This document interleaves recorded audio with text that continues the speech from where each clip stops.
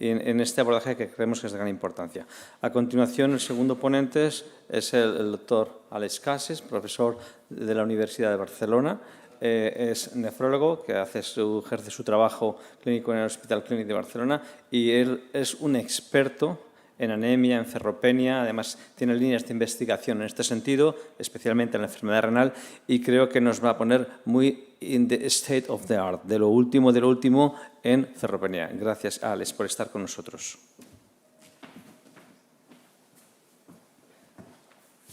Bien, gracias, José Luis, y a la Sociedad Valenciana de Nefrología por la invitación, y el tema que me toca hablar es de la importancia de la ferropenia en la enfermedad renal crónica.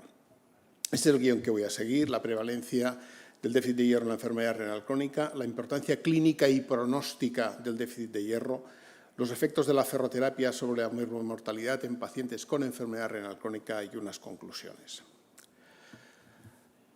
Si nos atendemos a la definición de déficit de hierro que ha comentado el doctor Pallarés, que es ferritinas por debajo de 100 o saturaciones de transferrina por debajo de 20, podemos ver a la derecha datos del NANEST-3, el cual podemos ver que casi el 60% de los pacientes con enfermedad renal crónica presentan ferropenia. Más reciente, a la izquierda, datos del CKDOPS, nos demuestran que la prevalencia de ferropenia en los pacientes renales, utilizando estas mismas definiciones, son de alrededor del 50%. Y lo que es más importante, es independiente del estadio, a diferencia de lo que ocurre con la anemia. Es decir, desde estadio 3A, 3B, 4 y 5, prácticamente el 50% de nuestros pacientes que atendemos tienen ferropenia. El problema es que las guías nos han dicho que el tratamiento con hierro solo se contempla para el tratamiento de la anemia. En pacientes sin tratamiento con agentes estimuladores de la eritropoiesis, para replecionar o optimizar los depósitos de hierro, aumentar la disponibilidad de hierro para la eritropoiesis y evitar o retrasar la necesidad de agentes estimuladores de la eritropoiesis. Y en pacientes con agentes estimuladores de la eritropoiesis, optimizar la respuesta eritropoyética y reducir la dosis de estos agentes y los riesgos asociados. Por lo tanto, la idea es ayudar a alcanzar y mantener la hemoglobina objetivo en nuestros pacientes. Es decir, hemos sido hemoglobinocéntricos y epocéntricos. Bien. ¿Tenemos que cambiar un poco el chip? Bueno, ese es un poco el reto que les planteo. Varios estudios empiezan a emerger en el cual el déficit de hierro per se es un factor de riesgo de mortalidad. Aquí les traigo los datos en pacientes trasplantados, en el cual podemos ver que la prevalencia de anemia, déficit de hierro y la combinación son frecuentes en los pacientes trasplantados. Si miramos cualquiera de las diferentes opciones, déficit de hierro, anemia, anemia por déficit de hierro o déficit de hierro, se asocian con mortalidad. Sin embargo, tras ajustar, podemos ver que solo la anemia por déficit de hierro y el déficit de hierro per se, en ausencia de anemia, son los que se asocian con mortalidad. El mismo grupo en pacientes con enfermedad renal crónica, ya no los pacientes trasplantados, observan que existe una correlación entre saturación de transferrina y mortalidad. Cuanto más baja, especialmente por debajo de 15, se empieza a disparar la mortalidad, cosa que no ocurre con la ferritina. Y los autores decían que de los marcadores del estatus de hierro utilizados tradicionalmente, el índice de saturación de transferrina bajo, especialmente por debajo del 10%, está fuertemente asociado con efectos adversos independiente del nivel de ferritina sérica. Datos del Veterans, también en pacientes con enfermedad renal crónica, déficit funcional de hierro, niveles bajos de déficit absoluto de hierro o niveles altos de hierro. Todos se asocian con respecto a los que están con una buena represión de hierro con un incremento de mortalidad, especialmente el déficit funcional de hierro, que se asocia con un incremento del 80% del riesgo de mortalidad respecto a los pacientes que están replecionados. Datos del CKDOPS, 5.000 pacientes, más de 5.000 pacientes no en diálisis, y analizan la supervivencia y el riesgo de eventos cardiovasculares de MACE en aquellos que tienen saturaciones de transferrina por debajo del 15%. Y fíjense cómo, tras ajustar por todo, una saturación de transferrina por debajo del 15% versus saturaciones de transferina del 25 al 35% se asocia con un 60% del riesgo de mortalidad y, lo que es más importante, casi el doble del riesgo de MACE, de eventos cardiovasculares. Y eso a pesar de la hemoglobina, o sea, tras ajustar por la hemoglobina. Es decir, aquí la anemia parece que no juega ningún papel. Y aquí lo podemos ver cómo realmente el riesgo de mortalidad total y de eventos cardiovasculares mayores, incluso ajustando por la hemoglobina, son claramente superiores en los pacientes ferropénicos. Este otro estudio también vuelve a decir cómo realmente, aquí es más el déficit funcional de hierro, se asocia con un incremento de mortalidad y también de hospitalización de causa cardiovascular, pero el déficit absoluto de hierro en este estudio también se asociaba con un incremento de hospitalizaciones de causa cardiovascular, aunque no de mortalidad. En el estudio del Veterans que he mencionado anteriormente, si nos fijamos en el medio, insuficiencia cardíaca, los dos tipos de déficit de hierro, tanto absoluto como funcional, se asocian con un incremento del riesgo de insuficiencia cardíaca, lo cual veremos más adelante que tienen su racional, como nos explicará el doctor Julio Núñez, y aquellos que están represionados de hierro incluso tienen menos riesgo que los que tienen hierro alto, están menos riesgo que aquellos que están bien replecionados de hierro. Y eso es independiente del estado de diabetes o el estado basal de insuficiencia cardíaca previa. Y en los pacientes cardiorrenales, la mayoría de pacientes con insuficiencia cardíaca tienen o déficit de hierro o enfermedad renal crónica, anemia o su combinación. Y solo el 30% de los pacientes con insuficiencia cardíaca no tienen ninguna de estas tres. Pues bueno, lo miremos como lo miremos en estos pacientes. El déficit de hierro solo asociado a la insuficiencia cardíaca, la anemia por déficit de hierro o las combinaciones déficit de hierro, enfermedad renal crónica, déficit de hierro, anemia, enfermedad renal crónica, cuando hay déficit de hierro se asocia con un incremento de la mortalidad. Y de hecho, no voy a entrar mucho porque nos hablará mucho más extenso el doctor Julio Núñez, cuando tenemos pacientes con insuficiencia cardíaca con fracción de eyección reducida, hay que dar hierro carboximaltosa para, si hay déficit de hierro, para aliviar los síntomas de insuficiencia cardíaca, mejorar la capacidad de ejercicio y la calidad de vida. Y en pacientes que han estado hospitalizados, incluso para reducir el riesgo de hospitalización. ¿Y qué ocurre en los pacientes que inician diálisis? Pues 3/4 de lo mismo. Aquellos que tienen déficit de hierro, pues tienen una mayor eventos cardiovasculares y mortalidad total. Pero es que fíjense en este estudio que la saturación de transferrina por debajo del 20% se asociaba con hipertrofia ventricular izquierda, proteína C reactiva superior a 3 miligramos por decilitro, NT-proBNP alto y troponina alta, es decir, marcadores de daño cardíaco. En pacientes en hemodiálisis, este ya es un estudio clásico, podemos ver cómo la ferritina se asocia a mayor ferritina, mayor mortalidad y de total y mortalidad cardiovascular, pero cuando ajustamos por case mix y sobre todo por fenómenos inflamatorios, como es el mix, pues bueno, fíjense que este pierde la significación. En cambio, saturación de transferrina baja, ajustándolo por lo que lo ajustemos, sigue asociándose con un aumento de riesgo de mortalidad. Y lo mismo ocurre en pacientes en diálisis peritoneal. Ajustados, pues también se asocia con un incremento del riesgo de mortalidad total y del riesgo de mortalidad cardiovascular. No solamente esto, sino que los autores de este estudio lo que hacen es decir, ¿qué pasa cuando yo repleciono mis pacientes con hierro? Cuando tengo una ferritina relativamente baja, no alcanzo los objetivos de ferritina, los repleciono versus aquellos que no los repleciono o aquellos que están replecionados. Pues fíjense, el grupo que se repleciona, porque no alcanza los objetivos, tiene menor mortalidad. Por lo tanto, evidencia indirecta de que la ferroterapia per se tiene un efecto beneficioso más allá de la corrección de la anemia. Pero no solamente impacta negativamente sobre la morbimortalidad, sino que impacta también sobre la calidad de vida. Estos son en pacientes crónicos en diálisis y podemos ver cómo realmente una saturación de transferrina baja se asocia con dolor en la zona de punción, se asocia con rampas, o una ferritina baja se asocia con artralgia, con fatiga, con cefalea y con rampas intradiálisis. Y además, el déficit de hierro se asoció de forma lineal con el score del cuestionario de sintomatología global. Cuanto más déficit de hierro, más sintomatología tiene el paciente. Y aquí tenemos datos del CEICADOPS, en el cual también podemos ver cómo, en cuanto a la dimensión física de la calidad de vida, cómo impacta negativamente el déficit de hierro, independientemente de la presencia de anemia. Y es que los nefrólogos nos hemos pasado 30 años mirando la parte izquierda de la gráfica. Estamos hablando de que, evidentemente, el hierro es necesario para la eritropoiesis. Por eso decía que hemos sido hemoglobinocéntricos y epocéntricos. Pero tenemos que recordar que el déficit de hierro se asocia a disfunción mitocondrial, alteración de la energética celular, produce menos mioglobina, que es el depósito de oxígeno en los músculos, entre ellos el músculo cardíaco.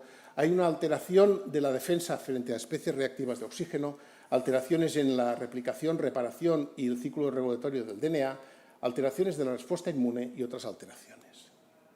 Por lo tanto, el déficit de hierro, más allá de la eritropoiesis, a nivel celular nos va a generar disfunción mitocondrial, actividad enzimática alterada, alteraciones del transporte y de proteínas estructurales, de la función inmune y de la función neurológica y apoptosis celular. A nivel orgánico nos va a llevar a remodelado tisular y alteración de la eficiencia del órgano, y a nivel clínico, deterioro de la capacidad de ejercicio de energía, disminución de la eficacia del trabajo, deterioro del comportamiento y de la función cognitiva y, por supuesto, mayor morbilidad y mortalidad. Pero tenemos un new kid on the block. Se llama FGF23. Sabemos que el déficit de hierro se asocia con un incremento de FGF23.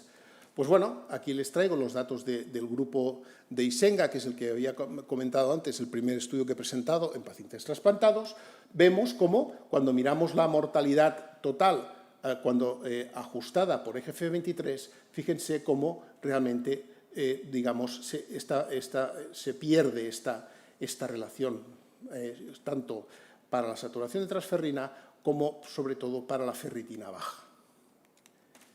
Y cuando analiza la relación, vemos que un 46% del exceso de mortalidad está asociado al incremento de FGF23 fracción C. Datos del estudio CRIC, también lo mismo, pacientes con enfermedad renal crónica. A medida que aumentamos el déficit de hierro, déficit funcional, déficit mixto y, sobre todo, déficit absoluto de hierro, vemos cómo aumenta de forma dramática los niveles de FGF23. Y cuando analizamos la relación del déficit de hierro con mortalidad, vemos cómo se atenúa muchísimo en los pacientes con déficit de hierro. Lo mismo ocurre en la insuficiencia cardíaca, y en el déficit mixto se atenúa parcialmente en cuanto a mortalidad, no en insuficiencia cardíaca, y en aquellos pacientes que tienen niveles altos de hierro, el exceso de mortalidad en insuficiencia cardíaca no tienen relación en absoluto con FGF23. Y eso los autores lo veían que en este análisis de mediación, la relación entre déficit de hierro y mortalidad y el déficit de hierro e insuficiencia cardíaca estaba totalmente mediado por FGF23 cuando hay déficit absoluto de hierro. Y cuando hay una deficiencia mixta de hierro, estaría mediado alrededor del 20% de ese exceso de mortalidad. En cambio, en aquellos que tienen exceso de hierro no hay relación y no está mediado por FGF23. Recordemos que FGF23 está incrementado en la enfermedad renal crónica, se asocia con hipertrofia ventricular izquierda, aumento de los radicales libres de oxígeno, inflamación, calcificación vascular, alteraciones del metabolismo mineral, anemia, las cuales se asocian a complicaciones cardiovasculares, progresión, también se asocia con cáncer, todo lo cual llevaría a un incremento de mortalidad. Y aquí tenemos este metaanálisis en las cuales vemos que a medida que se incrementan los niveles de FGF23, se incrementa la mortalidad. ¿Y qué hay de la suplementación de hierro? Bueno, pues si nosotros suplementamos con hierro, fíjese, aquellos pacientes que están suplementados en pacientes incidentes en diálisis, vemos que tienen menor mortalidad, total o mortalidad cardiovascular o por sepsis. Y la relación que tiene la ferritina con la mortalidad baja cuando la proteína C reactiva está por debajo de 0,5 y en cambio aumenta cuando está por encima de 0,5. ¿Qué quiero decir con ello? Cuando la ferritina está elevada por repleción de hierro, como marcador de depósito de hierro, eso es bueno. Cuando es un marcador reactante de fase aguda, eso es malo. En este otro estudio también, en pacientes predializados, también podemos ver que aquellos que usan hierro tienen menos riesgo de mortalidad y tienen menos riesgo de hospitalización. Pero lo que nos ha ilustrado sobre el beneficio es el estudio Pivotal. El estudio Pivotal cogió pacientes incidentes en hemodiálisis, en tratamiento con agentes estimuladores de la eritropoiesis, ferritina por debajo de 400 microgramos por litro, saturación de transferrina por debajo del 30%, y fueron aleatorizados a un grupo proactivo, 400 miligramos de hierro intravenoso al mes, y solo se paraba si la ferritina estaba por encima de 700 o la saturación de transferrina por encima del 40%, o un grupo reactivo de dosis bajas de hierro que solo se daba hierro de rescate si la ferritina estaba por debajo de los 200 microgramos litro o la saturación de transferrina por debajo del 20%, que son los criterios de ferropenia en nuestros pacientes en diálisis. El estudio siguió hasta que se alcanzaron los 631 acontecimientos de la variable principal, que era mortalidad por cualquier causa, infarto de miocardio, ictus u hospitalización por insuficiencia cardíaca.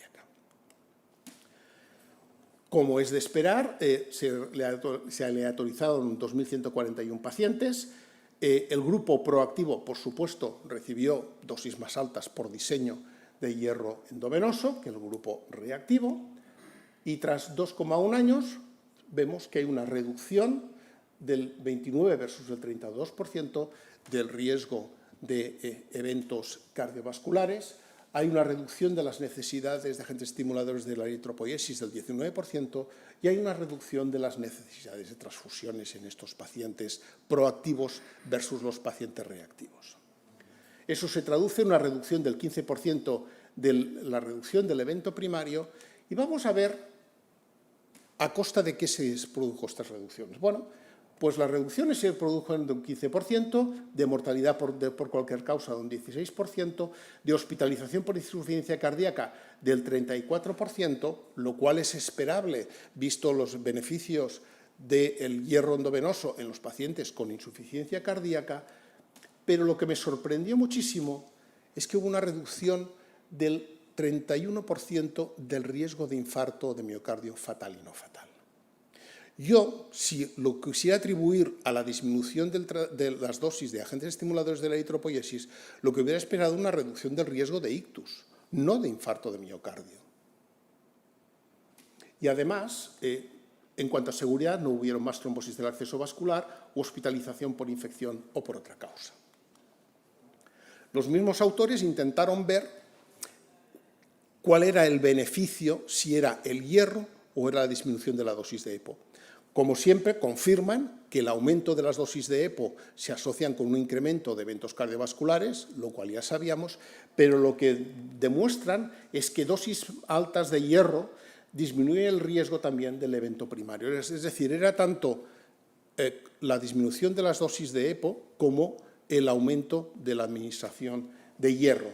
Y el beneficio era independiente de la hemoglobina, de la edad y de la diabetes. Los mismos autores han hecho un análisis especialmente del infarto de miocardio y han visto que básicamente es una reducción del infarto de miocardio tipo 1, es decir, el aterotrombótico. En cambio, no tanto del tipo 2, que sería pues, por factores más hemodinámicos. Y ese beneficio se observa prácticamente desde el inicio y luego parece que, digamos, no hay diferencias en las curvas. Es decir, parece que es un efecto relativamente precoz en el tiempo. Y la pregunta es, ¿tenemos alguna explicación fisiológica para esto? Bueno, pues recordemos que el déficit de hierro lo que produce es un aumento de las plaquetas, aumenta el volumen plaquetario medio y, además, estas plaquetas son más reactivas, aumenta la activación plaquetaria. Por el contrario, cuando nosotros damos hierro endovenoso, fíjense cómo se produce una disminución del recuento plaquetario en nuestros pacientes. Este estudio, el estudio Cocoon, es un estudio que hemos codiseñado, pero que se ha realizado con el doctor Gorriz, pero que se ha realizado íntegramente en el Hospital Clínico de Valencia y del cual pues, nos hablará la primera firmante, que será la doctora Chus Puchades. y es el efecto de la administración intravenosa de hierro carboximaltosa sobre el rendimiento físico, la fatiga y la calidad de vida en pacientes con enfermedad renal crónica no en diálisis y déficit de hierro sin insuficiencia cardíaca. Este estudio ha sido subvencionado por Vifor Internacional. Yo me voy a centrar en los resultados de lo que estaba hablando. Fíjense, también confirmamos una reducción de la cifra de plaquetas, una disminución del plaquetocrito y una reducción de la transferrina. Y digo reducción de la transferrina, que es esperable, pero vamos a explicar el porqué de su importancia. Varios estudios han visto cómo el déficit de hierro produce un aumento de transferrina, lo cual es esperable y conocido. Lo que no es tan esperable y conocido es que ese aumento de la transferrina se asocie con una hipercoagulabilidad, cuando miramos como el tiempo los niveles de tissue factor, APTT, tiempo de sangrado de la cola del ratón, etcétera, etcétera. Y como este efecto se bloquea cuando damos un anticuerpo frente a transferrina.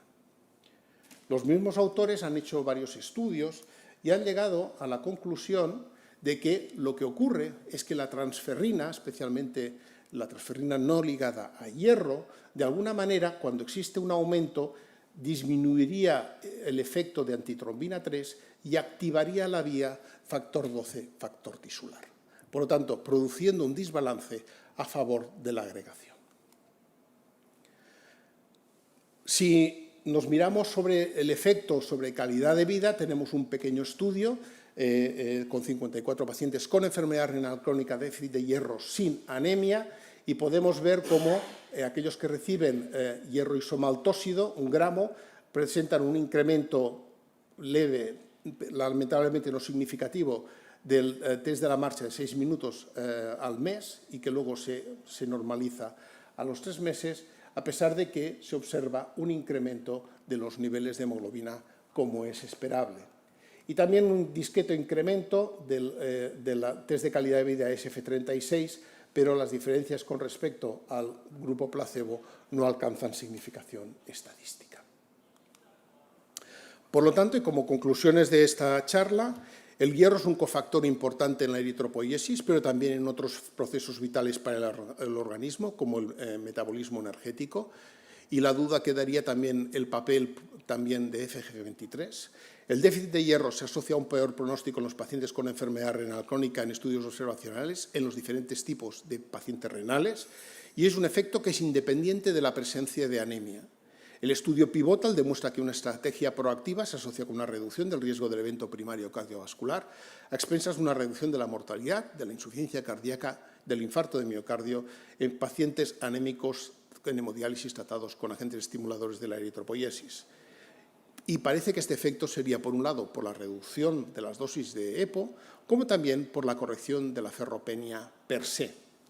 El beneficio de la corrección de la ferropenia, independientemente de la anemia o de la insuficiencia cardíaca en pacientes con enfermedad renal crónica, parece razonable para mejorar su pronóstico y su calidad de vida, aunque, lógicamente, se precisan estudios aleatorizados que demuestren su eficacia y su seguridad.